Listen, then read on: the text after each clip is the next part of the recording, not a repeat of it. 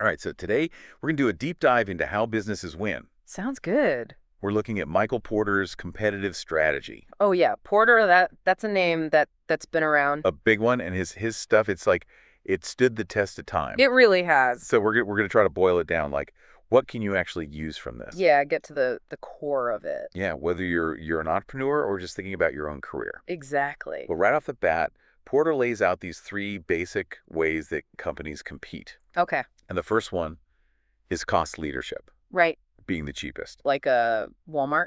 Walmart. Yeah. Exactly. They're just relentless about efficiency to Yeah. get those prices low. Yeah, and when you think about cost leadership, it's not just about offering discounts. It's a whole way of running the business. Yeah, it's going to be built into everything. Everything. Yep, and it can be incredibly effective, becoming that cost leader. Hmm. It can help you grab a huge share of the market.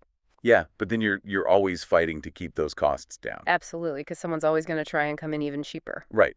Always looking over your shoulder. That's the pressure.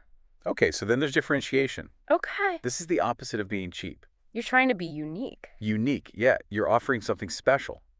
like Apple. Apple, yeah, with their design, the whole user experience, or how about Nike? Nike, yeah, branding and the image. You pay more for those, but they're giving you something that you can't get elsewhere. Right. And what's so interesting with differentiation is it can be so many things. Yeah. It can be about the actual product itself, the service, the brand, anything that makes a customer say, I gotta have that. yeah, exactly. I'm willing to pay more for this. But to stay differentiated, you got to keep innovating. Oh, absolutely. Got to stay ahead of the curve. Yeah, because someone's always trying to copy you. Always.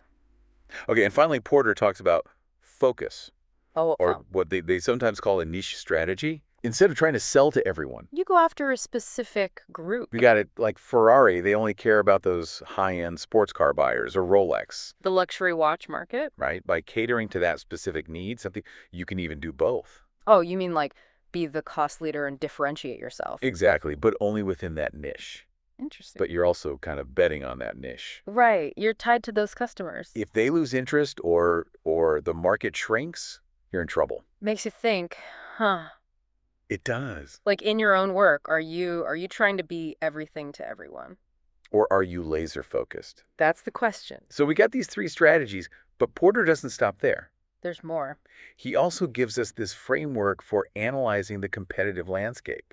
He calls them the 5 forces. The 5 forces, and these forces, they tell you how tough or how easy it is to make it in a particular industry. Okay, so like the first force is the threat of new entrants.